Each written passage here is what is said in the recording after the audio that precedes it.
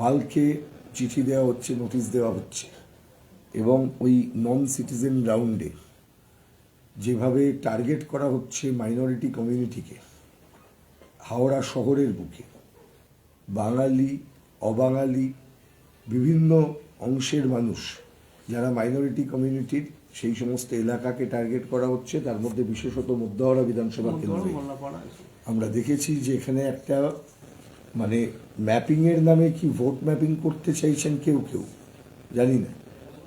দেখুন, আমি বলেছিলাম এগুলো আমরা সুপ্রিম কোর্টের মামলাতেও আমরা দিয়েছি, মোস্তারি বানুর মামলাতে এগুলো সমস্ত ডকুমেন্ট আকারে দিয়েছি, এবং যারা সেদিনের ঘটনা ঘটিয়েছিলেন আমরা ভেবেছিলাম এটা বিজেপি করছেন হয়তো।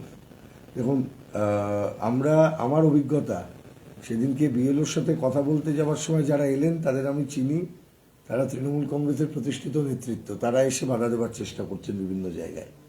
প্রতিষ্ঠিত নেতৃত্ব, আমি ভিডিও দেখিয়ে দিতে পারি, আমরা কমপ্লেন করেছি, কিন্তু খুব পরিষ্কার কথা, এটা তো মাথায় রাখতে হবে, আমরা সিপিআইএম এসআইআর বিরোধী আন্দোলনে সাধারণ মানুষের ঐক্য আমরা গড়ে তুলতে চাই। আমরা মানুষের নাম যাতে কাটা না যায়, সে মানুষ কাকে ভোট দেবেন সেটা বড় কথা নয়, কিন্তু কোনো মানুষ, কোনো ভোটার, তার নাম যদি বাদ যায় তাহলে আমরা প্রথম থেকেই বলেছিলাম একজন বৈধ ভোটারের নাম আমরা বাদ দিতে দেব না। আমরা আজকে প্রশ্ন করতে চাইছি তাদেরকে যারা বলেছিলেন এসআইআর হবে না, এবং ঠিক কথাই, এসআইআর না হলে সবচাইতে ভালো, মানে এসআইআর এর মধ্যে দিয়ে যে কাজ ওরা করতে চাইছেন, নাগরিকত্ব চিহ্নিতকরণ, এই কাজটা করার অধিকার নির্বাচন কমিশনকে কে দিয়েছে, যেটা প্রথম প্রশ্ন।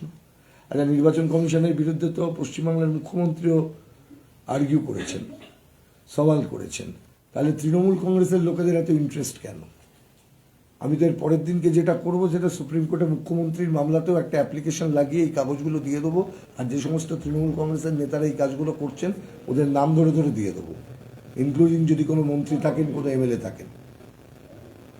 এইভাবে মানুষের অসুবিধা সৃষ্টি করা।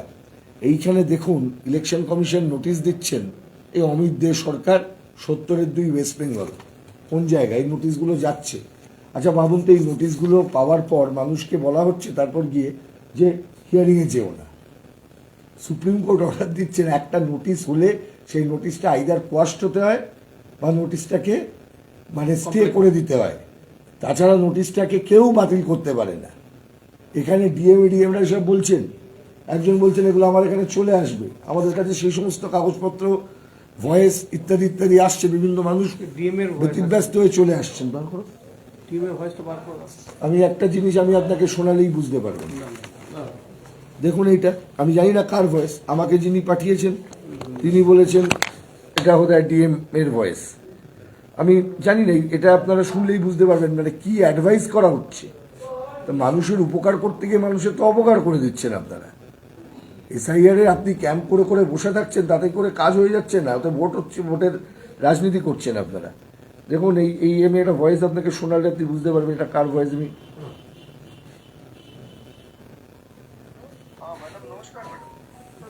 দেওয়া হয়েছে, এবং পার্টিকুলারলি আমি বলছি, সেদিনে যে ঘটনা হয়েছে তাতে আমরা পুলিশে অ্যাকশন নিয়ে লড়তে পারলে অনেক কিছু করতে পারতাম, কিন্তু শুধুমাত্র দুটো কারণে আমরা চাই না যে এই পরিস্থিতিতে দাঁড়িয়ে মানুষের মধ্যে বিভাজন তৈরি হোক।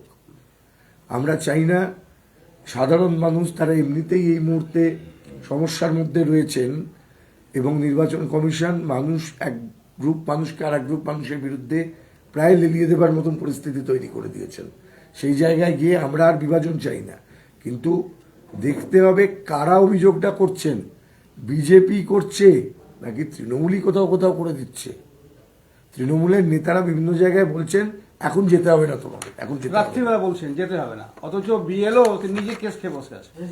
একটা জিনিস জিজ্ঞেস করছি, এই যে কোন কমপ্লেনের ভিত্তিতে কি নির্বাচন কমিশন কোন ব্যক্তিকে পাওয়ার আছে, কিন্তু একটা নোটিশ দেবার আগে এটা তো আমার লজিক্যাল ডিসক্রিপেন্সি যদি নির্বাচন কমিশন ধরে, আপনার বয়স কত, আপনার বাবার জন্ম কত সালে, মায়ের সঙ্গে আপনার বয়সের ডিফারেন্স কত, তাহলে এইটার নোটিশের লজিক্যাল ডিসক্রিপেন্সি আমরা পাবো না? সে তো ওখানেই ধরা পড়বে, এটা তো কম্পিউটারে ধরা পড়া উচিত।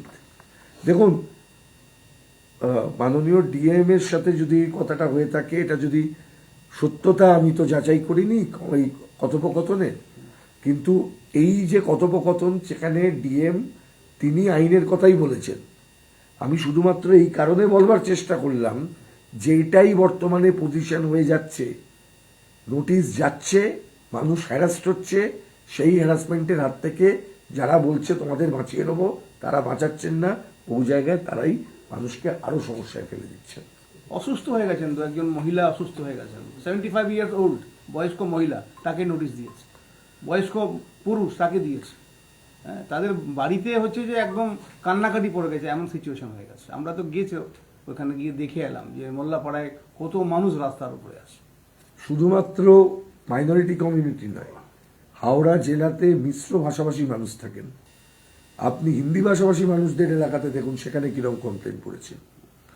আপনি লিলুয়ায় খোঁজ নিন, আপনি সেন্ট্রাল হাওড়ার একটা অংশে খোঁজ নিন, শিবপুরের একটা অংশে খোঁজ নিন, উত্তর হাওড়ায় খোঁজ নিন, কারা কিভাবে করছে।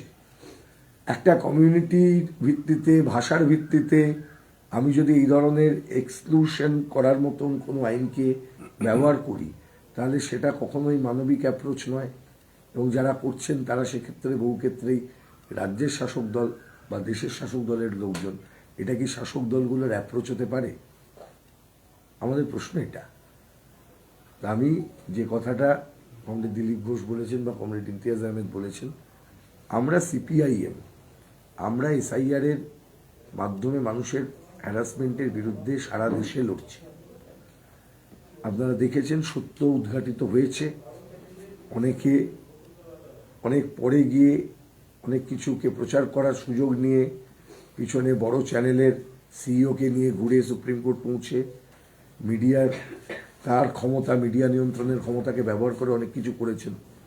বড় চ্যানেলের, সর্বভারতীয় চ্যানেলের সিইওকে পিছনে নিয়ে মুখ্যমন্ত্রী ঘোরেন। আমাদের সঙ্গে সেটা নেই। আমাদের আপনাদেরকে ডাকতে হবে। আপনারা যদি খবর করেন, খবর হবে। মুস্তারি বানুদের কথা কেউ বলে না, এটাই হচ্ছে মূল কথা। মুস্তারি বানু নামটা থাকলে মানুষ খুব একটা, মানে মিডিয়া খুব একটা দেখে না। ওটা যদি বন্দ্যোপাধ্যায়, চট্টোপাধ্যায়, গঙ্গোপাধ্যায় হয়, সুন্দর সুগন্ধ বেরোয় আর কি। এটাই হচ্ছে আমাদের গদি মিডিয়া, ডিডি মিডিয়ার এই মুহূর্তের অভিমুখ। আমরা খুব পরিষ্কার, সেই কারণেই আপনারা দেখেছেন সিপিআইএম লড়াইটা প্রথম থেকেই বাংলাতেও করছে। সিপিআইএম তামিলনাড়ু, আমরা এসআইআর প্রক্রিয়া চ্যালেঞ্জ করে ওখানে মামলা করেছি, তামিলনাড়ুর সরকার মামলা করেছে, কেরালার সরকার মামলা করেছে। দুর্ভাগ্য, পশ্চিমবাংলার সরকারও কোনো মামলা করেনি। আপনারা নিজেরাই তো জানেন, এইটা আপনারা প্রচারে কোনোদিন করেছেন কিনা আমি জানি না। 2015 সালে হাওড়ায় এনপিআরের কাজ হয়েছিল, আপনারা জানেন? তখন কাদের ছিল, কোন কর্পোরেশন ছিল? রতিন চক্রবর্তী তখন কর্পোরেশনের লোক ছিলেন। আমি আপনাদেরকে এই দেখিয়ে দিচ্ছি। এই এনপিআরের কাজ করিয়েছিলেন আমাদের ডক্টর রতিন চক্রবর্তী, তখন মেয়র। হাওড়াতে এনপিআরের কাজ, এই হচ্ছে তার ডকুমেন্টস। এক সেকেন্ড, আমি আমার কাছে আছে। এই যে হাওড়া মিউনিসিপ্যাল কর্পোরেশন, দেখুন আপনারা করুন।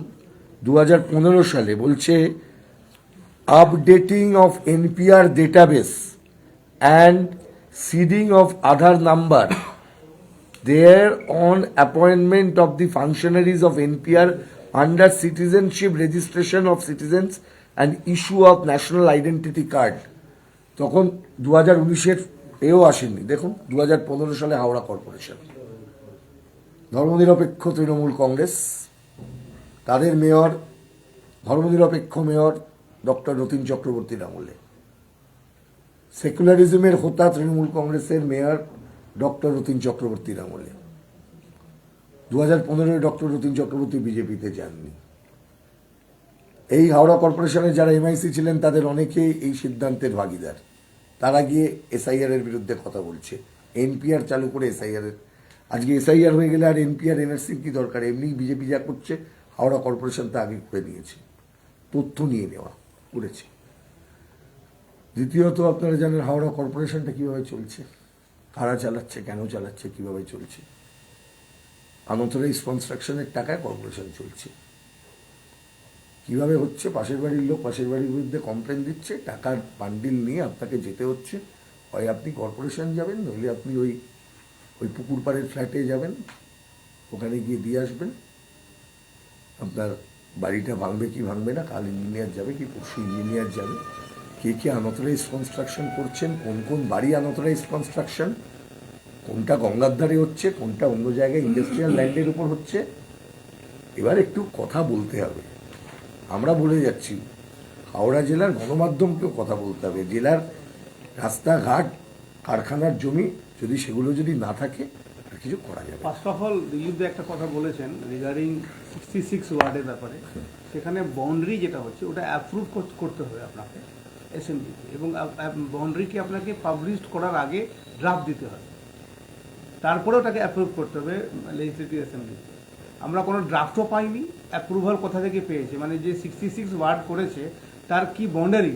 এবং আপনি দেখবেন হাওড়া মিউনিসিপ্যাল কর্পোরেশন অ্যাক্টে যে বামফ্রন্টের আমলে আপনি দেখবেন যে বাউন্ডারি শিডিউল, মানে কোন শিডিউল কি এরিয়া আছে সেটা কিন্তু দেখবেন এইচএমসির যে বুক 84-এর যেটা বুক আছে সেখানে কিন্তু পাবলিশ করা আছে, সেই বইটা খুললে পেয়ে যাবে না।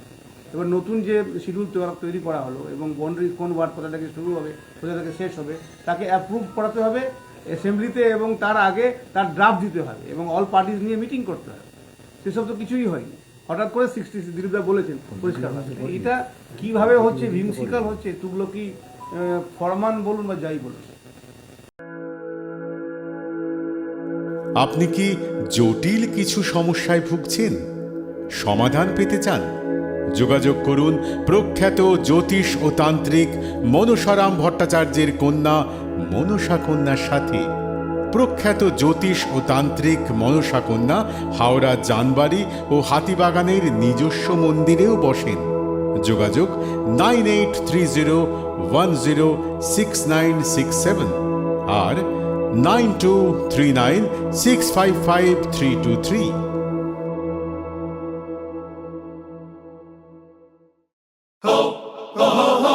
পুজো মানে জমকালো লাইন, Dropbox লোফালুফি আইন, পেপারের ক্যাটালগে আঁকা, বাঙালির ইমোশনে মাখা। এ ভরসা কি উপায়, জার্নি পায়ে পায় পৌঁছে দেবে ঠিক ডেস্টিনেশন। বিশ্বমান শ্রীলেদার্স, খাঁটি দাম শ্রীলেদার্স। শ্রী লেদার্স, হাওড়া ময়দান।